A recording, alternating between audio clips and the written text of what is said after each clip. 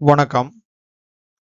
The MCQ question is muscle fatigue is due to option A long latency, option B low ATPase activity, option C slow contraction, option D inadequate supply of the ATP.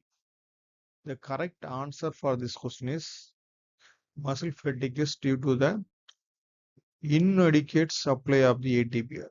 Option D is the correct answer. Fatigue is the decreases the activity of the muscle due to the repeated stimulation.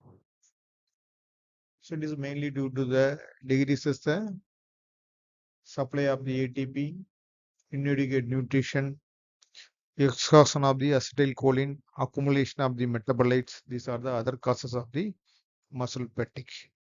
நன்றி வணக்கம்.